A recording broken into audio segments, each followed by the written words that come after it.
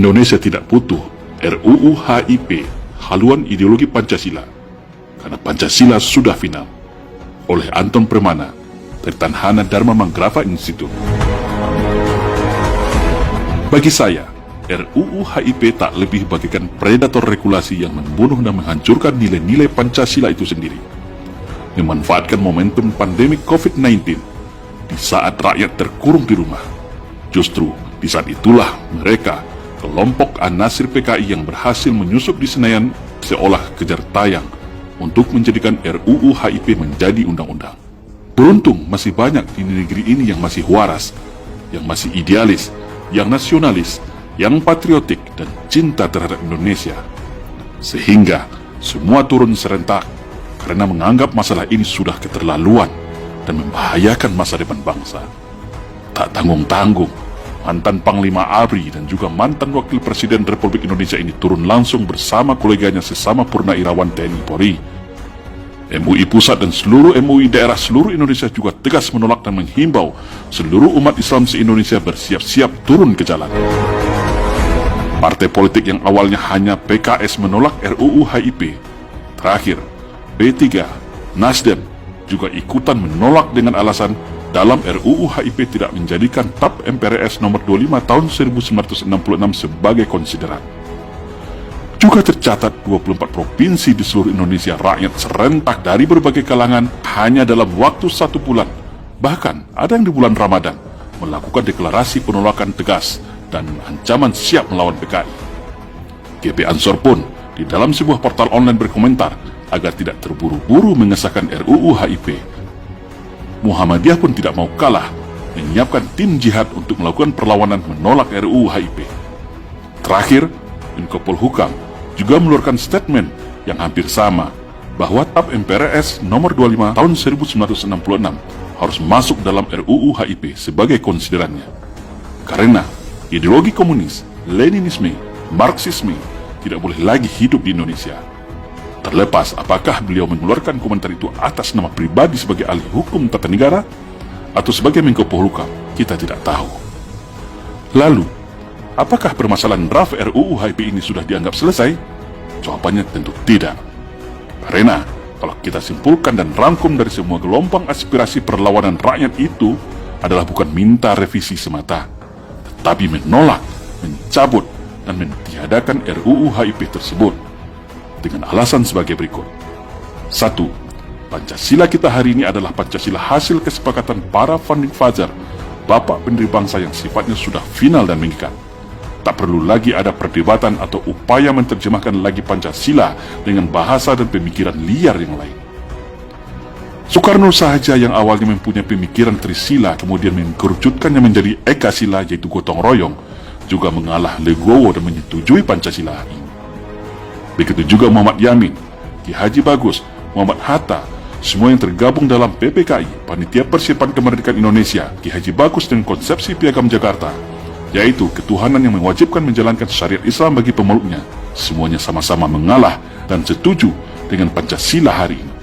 Lalu, kok ada satu kelompok yang sok merasa lebih hebat dan lebih tahu mengganti Pancasila? Bahkan hal ini diperkuat lagi dengan pidato Bung Karno pada HUT RI 17 Agustus tahun 1961 yang mengatakan bahwa proklamasi pembukaan Undang-Undang Dasar 1945 dan Pancasila adalah satu kesatuan yang tidak bisa dipisahkan sebagai identitas dan bentuk negara Indonesia. Ibarat proklamasi adalah bapak, pembukaan Undang-Undang Dasar 1945 dan Pancasila adalah anak-anaknya. Mengotak-ngatik ini sama saja mengotak-atik bentuk negara Indonesia yang merdeka 17 Agustus tahun 1945.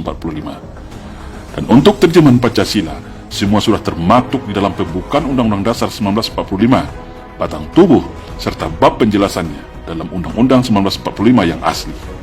Jadi, menurut saya, kalau ingin mendapatkan terjemahan tentang Pancasila, langkah yang paling tepat itu adalah kembali saja ke Undang-Undang Dasar 1945, bukan malah membuat undang-undang baru yang kontraproduktif. Kedua, kalau kita baca secara mendalam draft RUU HIP ini, dari mulai bagian mengingatnya saja dengan tidak mencantumkan TAP MPRS nomor 25 1966 sudah menggambarkan dengan jelas upaya sistematis RUU ini menjadi pembuka pintu seluas-luasnya agar ajaran komunisme, Leninisme, Marxisme untuk kembali hidup di Indonesia. Dan lebih anehnya lagi, masih di bagian mengingat tidak juga dicantumkan TAP MPR tahun 2003 tentang hierarki perundangan. Dan ini bisa secara tak langsung, posisi RUU HIP ini seolah nanti berada di atas Undang-Undang Dasar 1945, bahkan Pancasila itu sendiri.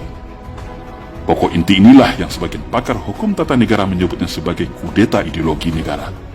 Karena dalam pasal 1 ayat 3 dibunyikan bahwa undang-undang ini harus menjadi acuan dalam penyusunan setiap aturan, regulasi, dan kebijakan pemerintah. Artinya, apapun produk regulasi, aturan, dan kebijakan kalau tidak sesuai dengan RUU HIP ini bisa dibatalkan.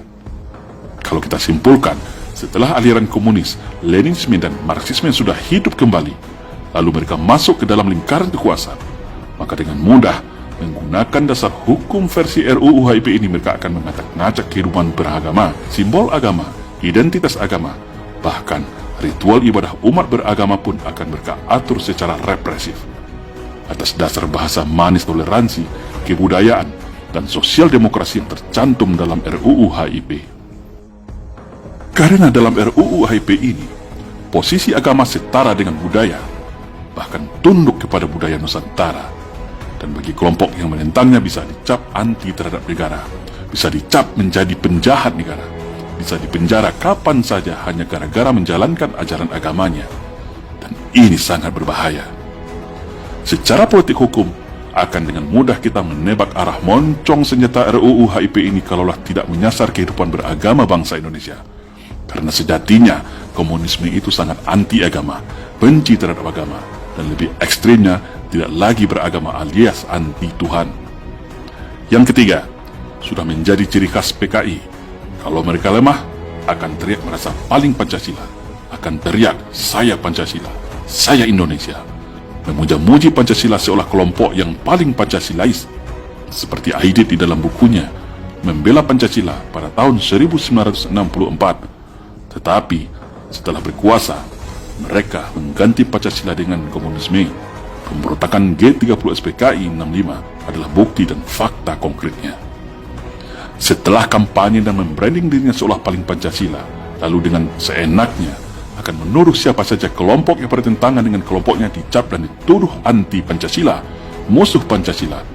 Menuduh para musuhnya itu seakan mau mengganti Pancasila agar tersudutkan dan dibungkam. Metode ini berulang lagi saat ini, atau yang mereka sebut dengan teori kontradiktif. Kalau bahasa sederhananya bagi saya adalah hampir sama dengan ilmu tukang copet di pasar.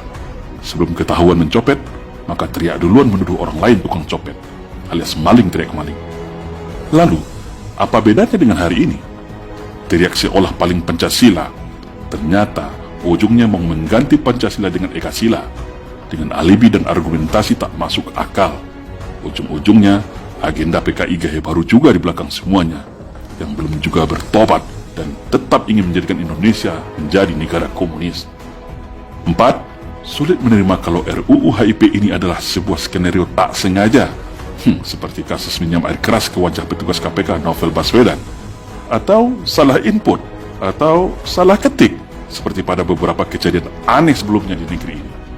Untuk itu, semua pihak harus menelusuri, menginvestigasi siapa aktor kelompok yang merancang ini semua, lalu dibuka kepada publik seluas-luasnya, agar seluruh masyarakat tahu siapa dan kelompok mana yang menjadi pengkhianat di negeri ini, yang secara diam-diam mau mengganti ideologi negara, serta menghidupkan kembali komunisme di Indonesia.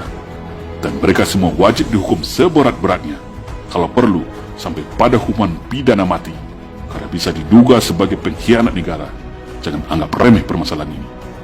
Kita juga mesti ingat, cukup kecolongan pada Undang-Undang ITE yang awalnya berbahasa manis untuk mengawal hak rakyat dalam transaksi digital, ternyata hari ini dijadikan alat untuk penggebuk setiap siapa saja yang mengkritisi pemerintah, alat untuk membungkam demokrasi dan kriminalisasi masyarakat. 5. Secara geopolitik nasional dalam lingkungan strategis global, kita juga dapat menangkap urgensi dari perspektif kejar tayang pengesahan RUU HIP ini dalam masa pandemi. Ini semua bisa kita kaitkan dengan konflik dunia yang terjadi saat ini antara Amerika dan China. Korelasinya adalah China saat ini sedang dikepung Amerika dengan sekutunya, Cina tentu butuh teman atau koalisi tandingan juga. Indonesia adalah salah satu sasaran Cina untuk mendapatkan dukungan penuh, karena Cina merasa telah di atas angin terhadap pemerintah Indonesia terkait hutang dan investasi. Namun, masih terkendala dalam hal sekat ideologi antar negara. Cina sebagai negara komunis akan sulit diterima rakyat Indonesia. Makanya, perlu upaya legal hukum bagaimana secara ideologis Indonesia dapat secara utuh dan total di bawah ketiak Cina, dan Indonesia menjadi sekutu pendukung Cina selagi rezim hari ini berkuasa. Dari penjelasan singkat beberapa hal di atas dapat kita simpulkan bahwa 1. Rakyat Indonesia melalui DPR dan MPR dan Presiden wajib hukumnya mencabut, menolak, dan mentiadakan RUU HIP ini karena syarat dengan kepentingan komunis serta dapat memporak-porandakan keutuhan NKRI. Mari kita catat bersama, simpan nama-nama yang selama ini teriak seolah paling Pancasila, teriak PKI itu tidak ada, teriak dan mendukung RUU HIP ini, maka mereka itulah yang patut diduga sebagai otak kerusakan negara hari ini. Para antek-antek PKI yang ingin berupaya merubah Indonesia dan membunuh Pancasila. Ingat wajah mereka dan kelompoknya, tak peduli apa pangkat, jabatan, dan status sosialnya. Kedua, Pancasila sudah final. Indonesia tidak butuh terjemahan lagi berupa HIP yang kontraproduktif. Pancasila final menjadi falsafah dan alat pemersatu bangsa.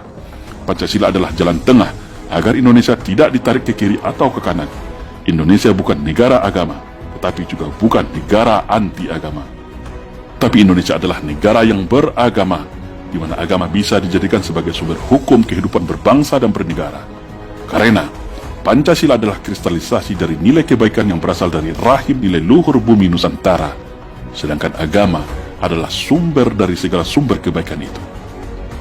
Yang ketiga, kembalikan konstitusi negara Indonesia kembali kepada Undang-Undang Dasar 1945, karena Undang-Undang Dasar Negara Republik Indonesia tahun 2002, hasil amandemen tanpa nomor ketetapan MPR, juga sudah jauh lari dari semangat dan cita-cita bangsa. Undang-Undang Negara Republik Indonesia tahun 2002 hari ini cacat konstitusi, cacat azas, dan sangat liberal yang merugikan bangsa Indonesia. Semoga insiden RUU HIP ini kedepannya menjadikan kita semua bertambah waspada, merapatkan barisan, karena terbukti sudah musuh negara ini sudah berada di mana-mana, bahkan bisa saja sudah masuk pusaran kekuasaan istana dan Senayan. Semua harus dibongkar bersama-sama. Mari kita rapatkan barisan sesama anak bangsa. Stop saling curiga antara sesama kita walau berbeda suku dan agama. Mari kita kembalikan jati diri bangsa kita menjadi bangsa yang bermartabat, bangsa yang terhormat, suka tolong-menolong, masyarakat yang baik, ramah, dan saling tenggang rasa. Insya Allah, saya yakin Indonesia akan menjadi lebih baik sesuai dengan amanat dan cita-cita para pendiri bangsa. Amin. Salam Indonesia Jaya.